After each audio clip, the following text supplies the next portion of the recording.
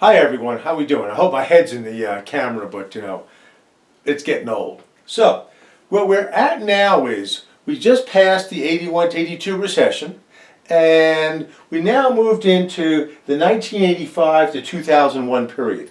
And that is a period when economic stability was pretty good. The economy was growing at a pretty constant rate, and things were quite unremarkable. So, a very important point is that Alan Greenspan became chairman of the Federal Reserve. And Greenspan was a belief that he could use the accurate supply and demand curve model that we've been graphing for the last 20 lectures. He wanted to use that model to try to predict the future and then coordinate monetary policy to make that future even more stable. Now, it was a pretty controversial approach he was using because predicting the future, the economic future, is a very difficult thing to do. He had a whole army of econometricians to do this. In fact, the model that I used for my dissertation was a mathematical version of the aggregate supply and aggregate demand curve model from a very well-known economist by the name of Robert Lucas.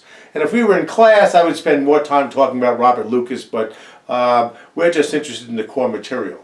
But so the model that Greenspan used, and again, as I said before, he had an army of econometricians, and they were trying to forecast the future and then try to coordinate monetary policy to make the future better.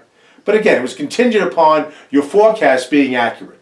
And so Greenspan did this during most of the 1990s.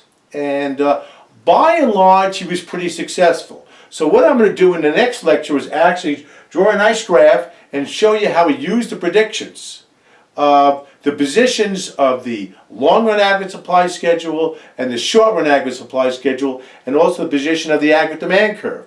He tried to forecast this a year in advance because, as we said before, it takes a while for monetary policy to have its full impact. And the usual estimates are that it takes anywhere from 9 months to a year for an increase in money supply to actually affect economic activity. So Greenspan's logic was the following.